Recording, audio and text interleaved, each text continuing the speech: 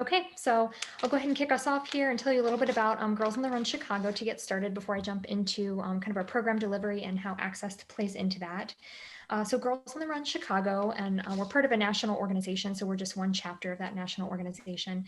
We're an after-school program for 3rd to 8th grade girls, and we break those girls into 2 different age groups. We have 2 separate curricula. We have our Girls on the Run curriculum that's for grades 3 to 5, and we have a Heart and Soul curriculum that's for grades 6 to 8. They're all developed around very similar different core pillars and lessons that the girls are learning, but really we break those 2 age groups apart because they're very different from one another, and we tailor those messages to those different age groups. So we're much more than a running program. We really use the running as a vehicle for social and emotional learning, goal setting, and self-confidence. But along with that, we're hoping to also instill a lifelong love of physical activity in the girls that we serve. So our season is typically 10 weeks long, and it ends in a large-scale 5K series that brings together girls from across the Chicagoland area. So we serve about 8 different counties in Illinois, so we serve quite a large region, and we would have multiple 5Ks in different locations throughout the region, and then girls would come to the one that's closest to them. And they're usually very big, large scale. I mean, our smallest one is 1,500 people, so you're still all the way up to our city of Chicago one is 10,000 people. So the girls are really coming together with girls from all different schools to really celebrate. This is kind of their capstone achievement. They've been training to run this 5K all season. And so that's kind of our finisher of the program. So here are a couple photos here that show you the program in action. Obviously the photo on the top and on the right are some of our 5Ks. So the girls are encouraged to run the 5K with what we call a running buddy. So that can be a parent or a family member or a friend, just someone there to cheer them on along the way and kind of keep them safe along the course. So you can see some girls and their running buddies here as they're running through the 5K. So to go into our impact a little bit, obviously all of you are here because you care and you know about the value of youth sports programs, so none of this is going to be surprising to you. But I particularly want to point out that first statistic there. 5 pillars of our program are confidence, competence, caring, character, and connection. And so 85% of girls said in a survey that was conducted that they developed skills in one or more of those areas. And as I mentioned, we're part of a national network of programs. So I know that many of you are not from the Chicago area, but there's most likely a Girls on the Run program near you. So to talk a little bit more about our program delivery, our program is typically delivered at the schools themselves, and we utilize teachers, parents, and community members as coaches to lead the teams. We are also open to having community sites and things like that operate the program as well. So we have YMCAs that do programs, we have church groups that do programs, community centers that do programs, but the vast majority of our programming is happening at those school sites. We're actually relying a little bit more heavily on those non-school sites during COVID, and I'll talk about that a little bit later. So having the programs at the schools themselves, obviously the girls are already there, so they're just transitioning at the end of the day into the after-school program. So that eliminates some of the barriers associated with transportation. So that's a plus from our model. And also having the idea of having the programs at schools and even community sites that are in those in localities that are close to where the girls are, going to school and going about their daily lives just offers opportunities, even if the program isn't at the school, for them to be able to participate in their local community rather than having to travel to a specific program site that might be far away from them. And then as far as I mentioned the 5K series that we have, so we serve 8 Chicago counties and then or Chicagoland counties, and we base our 5Ks throughout those 8 counties. But as you can imagine, that's still a very large region. So there are, the 5Ks are not going to be right next door for every girl. So we do offer completely free busing to all of our 5K series. That's something that the schools opt into, and then we would bus them to the 5K site, and that busing is open to the girls, to the coaches, and also to their families and running buddies as well. So that's one way that we break down that barrier and make sure that, because that 5K is such an important pillar of the program, that girls have the opportunity to participate no matter their circumstances. So obviously, now that I've described a little bit about our program, you can imagine, just like everyone else, we were hit pretty hard with COVID and had to completely transition. The idea of running in-person programs was not an option for us here in Chicago anymore. And additionally, we found that the schools were super burned out. We're relying almost 100% on the schools to really launch the programs, the teachers to staff those programs. And that just was not, we have a couple schools running programs this fall, but not very many because it's just too much on their plate right now. So in order to kind of take some of that weight off of them and still be able to offer the service to the community, we put together what we're calling citywide virtual teams. And so those teams meet virtually, but they bring together girls from across the city. And then we're doing the ones that are, we're the ones that are coordinating those teams and really planning those teams and staffing those teams with our community of volunteers. So that weight is lifted off of the the school's shoulders, really. So here's some pictures of some girls participating in the virtual program and what we kind of envision that to look like. So the idea is really to keep the program as similar to our traditional lessons and physical activity as we can. Obviously, some changes had to be made. We're lucky that we have, we're a national organization and we have a headquarters that we can lean on to put together a virtual curriculum for us. But the idea is really to hold true to those pillars as much as possible. And also, I think it provides a good opportunity because obviously the physical activity piece has changed a lot. The focus of the physical activities is, physical activities that the girls can complete inside their homes.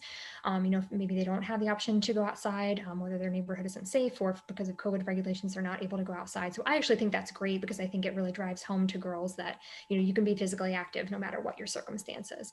So getting more creative with that physical activity piece in the curriculum was important for us. And then, of course, unfortunately, the technology piece removes the barrier of transportation because you're not having, girls can complete the program from home. They don't have to travel to the school. They don't have to get somebody to pick them up afterwards. So that barrier is eliminated. But unfortunately, the virtual environment, brings up a host of other barriers. The number one barrier being access to technology. So in order to deal with that barrier, our national organization developed what we're calling the Go to at Home kit. So this is a Girls on the Run at Home kit. So it's an opportunity for girls, if they have no technology access or spotty technology access, to complete in and partake in some of the same values and pillars of our regular program completely at home, completely independently. So again, the value of independent programming is the fact that having the girls be able to do the activities on their own and kind of guide themselves through the program is a benefit because during COVID, parents are busy, they're might be working from home and might not have the opportunity to sit down with the girl and lead her through the program. So having the program be able to be completed independently was important to us, and also be able to be completed completely offline and not require technology. So there is a video series that goes along with this that girls are invited to join as part of the kit. So if they do have access to technology, that is an option to add that enrichment piece on there. And those videos are accessible by phone. So if the cell phone is the only device or the device that they have at home, they are able to access those, but by no means are the videos required to be able to get access to the same lessons.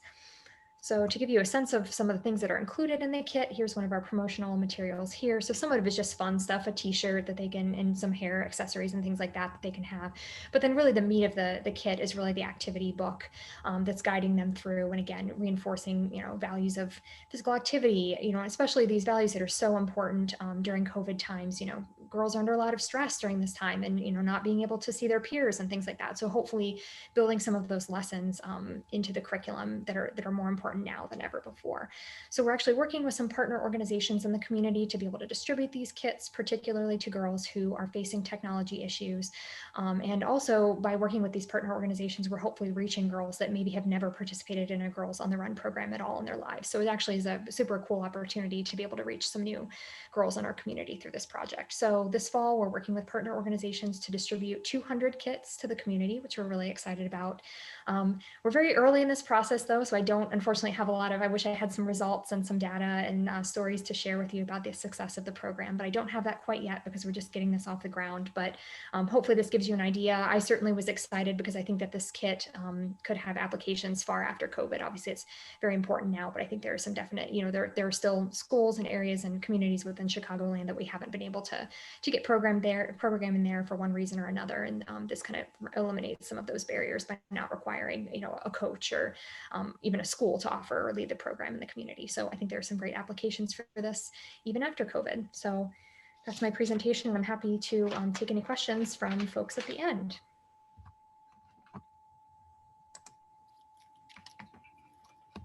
Great, thank you. I have one little quick question before I start with my presentation.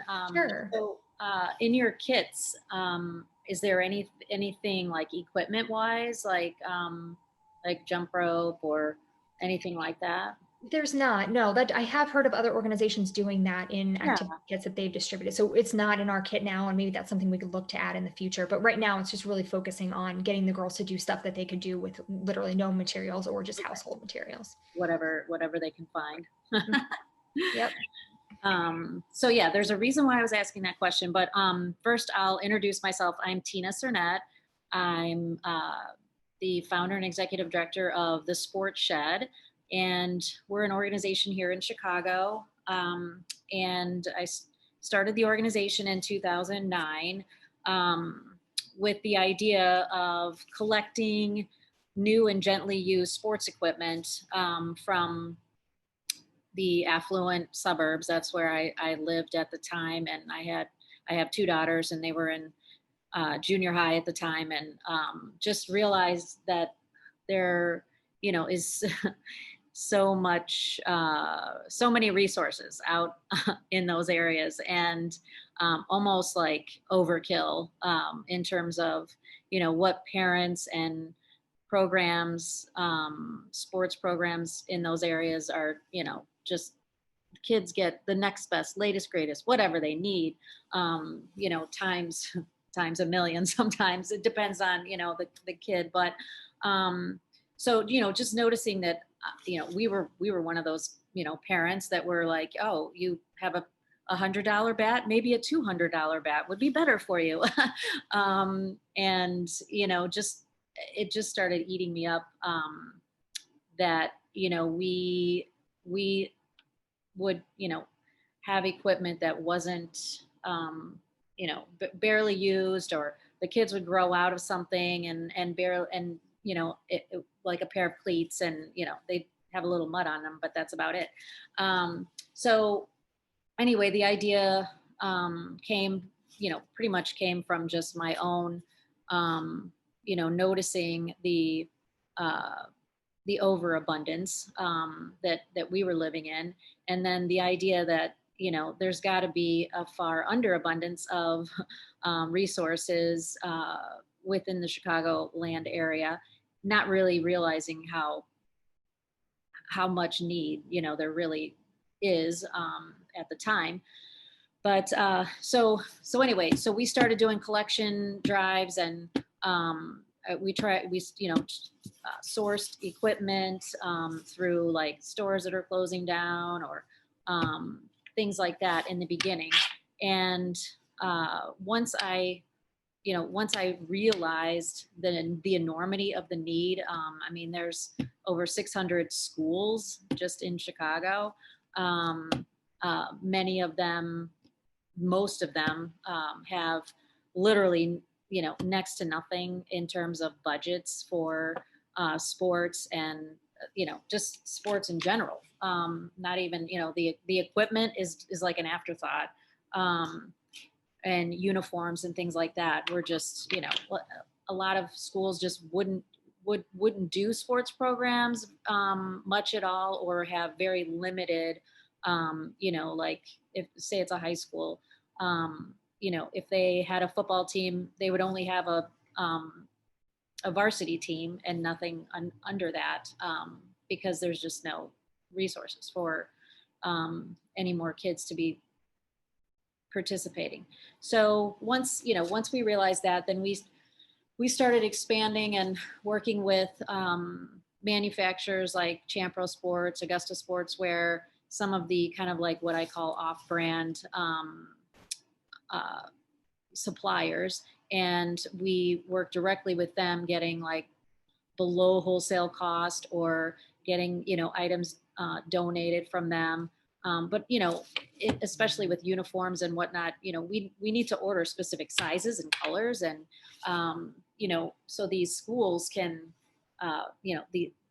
they can feel like we have a team that we all look alike, and we're all wearing high quality equipment. We're using high quality equipment, and we're wearing high quality athletic wear, and we're able to show up and actually compete well in playing the sports. So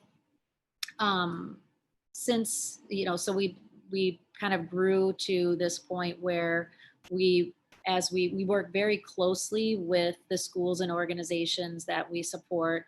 We go and sit down with them and figure out what their what resources do they need to be able to provide the programs that they would like to grow the programs that they already have going, to maybe like instead of just having a boys volleyball team, having a girls volleyball team, things like that. So in just getting that deeper and deeper relationship with our partners, we've realized over time, that's some of their, biggest challenges are with transportation and facilities, field space, coaching, you name it. So we've decided to take, the leap into not just providing more equipment and becoming, reaching more kids, which we do want to reach more kids, but really establishing the depth of what is needed to really build these programs and build successful programs. So that's kind of why I'm on this call because we've recently, like, we built an outdoor basketball court on the south side. And so that was kind of our first step into, really trying to provide facilities. We also have deepened our partnership with an organization called Excess Tennis. And so we sponsor court time, we sponsor coaching, we sponsor even, expenses for busing to get kids there. So it's really that whole comprehensive approach to making things happen that would not ordinarily happen. So that's pretty much where we are at our growth point. Through COVID, obviously, things have changed in a sense of, your typical sports activities and competitiveness. But what we've been doing a lot of over the last several months is providing these at-home virtual kits. And the kits that we've been providing, depending on if it's a soccer program, it may have a soccer ball, 4 cones, jump rope, reusable water bottle, things like that. But then also kind of on the more on a fitness side, like we're working with Girls in the Game right now, providing just like these at-home fitness kits that just, again, have like jump rope, like a playground ball, just some general items that the kids can use for fitness.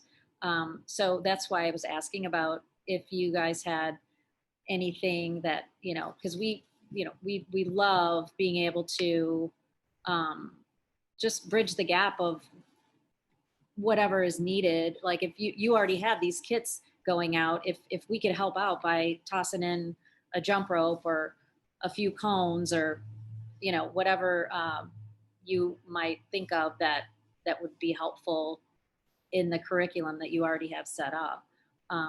We'd love to support that. So that would be great. I'll definitely make sure I connect with you, Tina. Okay. So that's pretty much nutshell what Sports Shed does and is up to these days.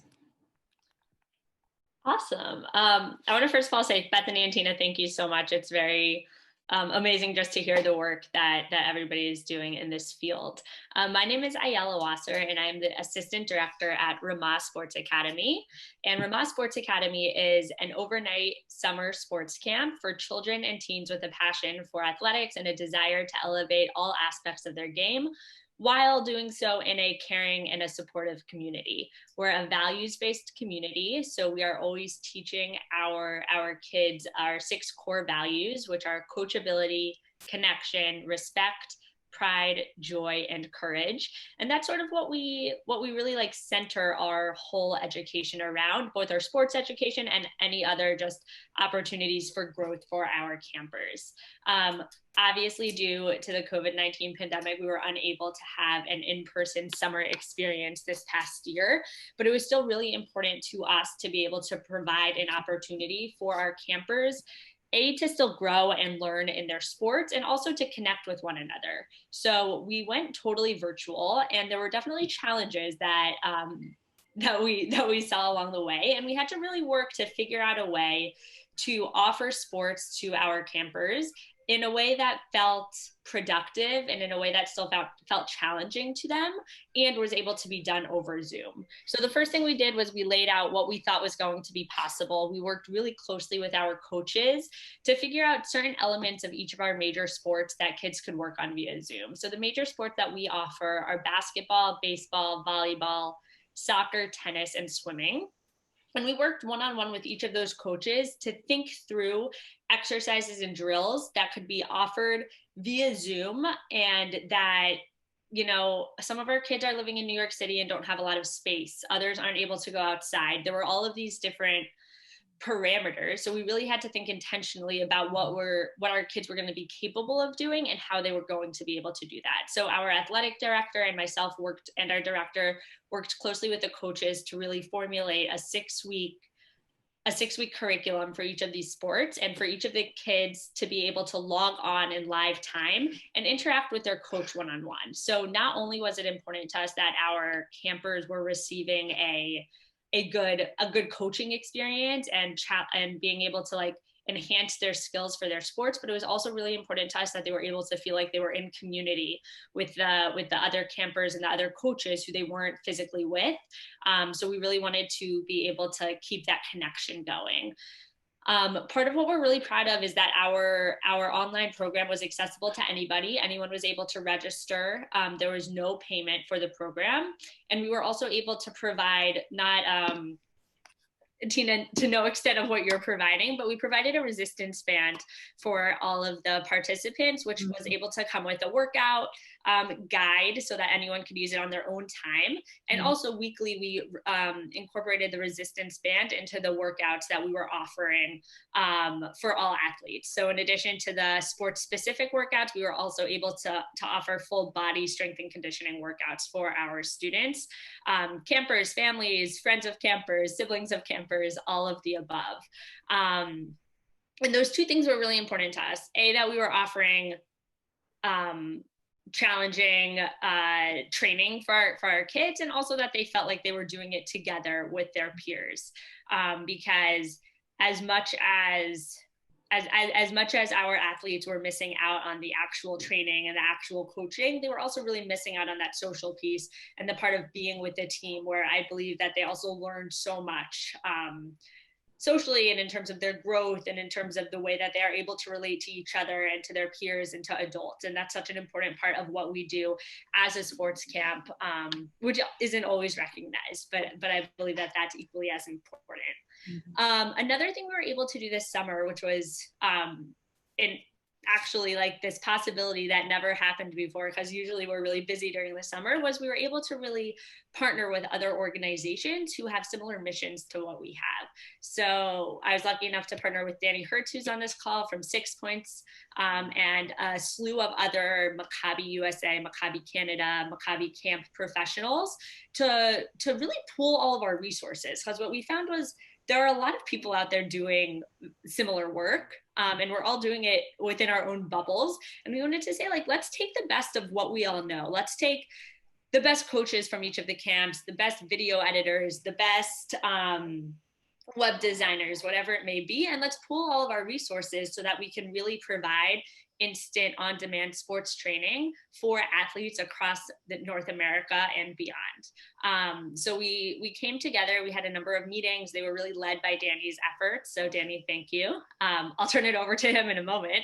And then we created this website called Jewish Sports Now, which highlights not only the values that we teach, but also the different sports that we teach. And it allows for anybody to have instantaneous access to a slew of different coaching and like workout videos for specific sports. And that was just a really exciting thing to be able to collaborate with people. And I think something we've learned is that while no one is happy about the pandemic happening, it's terrible, it's heartbreaking, there was a silver lining of opportunity to really be able to collaborate with other professionals in the field. And I know that Danny just put the website in the chat, so feel free to check it out. And I'm going to turn it over to him now to speak a little bit more about some of the statistics that we really saw from that page. Thank you. Well said. I think you said it way better than I could, and pleasure to be with you and Tina and Bethany. So thank you for even allowing me in. Look, I think we were all faced with some of those tough decisions as to once we figured out that we could not go in person. And it was worse for those that we serve. It was worse for the kids and their families. I fully recognize that perhaps the population that we serve is probably one that has some privilege and has some general expectations. And at the same time, we wanted to deliver and we wanted to give them as close to the experience that they wanted and we wanted for them. But I think we had a choice. We have about 900 campers in 35 states. And if I would have said to them, come Monday at 2 p.m. to meet the golf coach or the lacrosse coach or the swim coach or the dance coach, it might have worked. But I think that our choice to go with an asynchronous solution, which allowed users from across the globe to sign in and experience Jewish Sports Now when they wanted to, I think that actually was one of the big decisions we had to go through, and I think we made the right choice. Because, and now you asked for the stats, we were able to pull them up. We had 7,720 website views from 2,276 unique visitors, which was a huge number, one that we weren't ready for, and one that I think speaks to impact. You know, when we talk to fundraisers and when we speak with folks who want to influence others in a positive manner, you have now the understanding that there's a need, I think, for folks to have that asynchronous training. So, look, they didn't have the access, but they had the desire, and we were able to give it to them. What we couldn't give them was a personal connection. What we couldn't give them was the in-person, the part of what we think makes overnight camp special. So we were able to give the training. We weren't able to deliver on the Jewish content that we're proud of to integrate in everything we do at camp. We tried, and we did some programming there, and it was received well. For those of us that deal with this on a daily basis, I'm not sure it was as good as it could have been, but I know it definitely wasn't as good as it would have been if it was in person at camp, and that's what we all aspire to be. You know, I think moving forward, the question becomes, so now what? And look, there's not a whole lot of good, let's say, that's come from COVID, but I think there is some, and we have to, as leaders, as those who are responsible for impact, as those who are responsible for making a difference, we have to embrace them, right? So, sure, I think there's been an advance in people's acceptance of technology, of using online worlds to deliver programs that we never thought we would before. And I think that somewhat relationships have been accepted to be online. We all know they're not as good, but there's been a little bit of that. As a coach, I can tell you, it's not as good. The eye contact, the ability for me to understand the pulse of a group or the team or even our campers online, it's not the same. It's just not. You know, sometimes when you have a relationship with someone that's built in person, you can say things that are blunt and sometimes hard to say and hear that would be received differently based on the strength of a relationship person to person. That could not happen this summer. So it wasn't perfect, right? But the impact was there, and we're proud of that. I'm going to tell you the thing I'm most proud of wasn't the website views, wasn't any of that. It was the collaboration. It was the idea that those of us in similar space can work together. I hope it is the beginning of another thing that happens, the next thing that happens that allows people to work together to help those, again, that we serve. If we are able to keep in mind why we do the things we do, our mission, it comes together nicely. And I think while we always had cordial relationships, and I think the people on this call, certainly people in my world on a day-to-day basis that do similar things that I do, they're good people. That's never been in question. But how to work together was there. And this gave us an avenue to do it, and it worked. So now I'm hoping the next time I call Ayala, the next time I call those other organizations in in our realm, they're going to say, you know what, we did it once and it worked. Let's try something. Let's try something new. I'm hoping when we go to Bethany and say, Girls on the Run, I bet you there's a way for both Ayala and us to get together and figure something out. Or Tina, hey, you're in the business of gently used or new sports equipment. We are lucky enough to purchase some stuff every year. Maybe we can help you as well. I don't know, or vice versa. But there's got to be a way for, I think, more collaboration amongst professionals who are here to help, especially in the sports philanthropic world.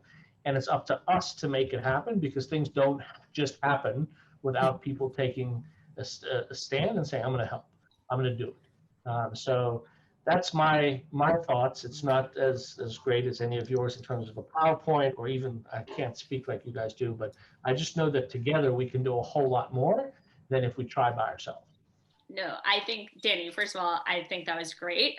But I think your point of being able to really push ourselves out of our comfort zone, out of what we are constantly doing, and really explore these new opportunities has been something that's really been, for lack of a better word, like a blessing in this world of sports, and in this world of bringing, making sports accessible for kids around the North America. And you know, I know that there are things that happened this past summer that never would have happened if we weren't in the given situations that we were in. And we say, we within Ramah Sports Academy, we're always saying, like, we tried things this summer that we should be doing all the time, right? Like, why are we not reaching our community via Zoom? Why are we not, you know, reaching the people who can't come to us via the internet, and really thinking through how we can use that as a tool in the future, past hopefully what will soon be the end of this pandemic, in order to further engage families and children throughout the country and beyond.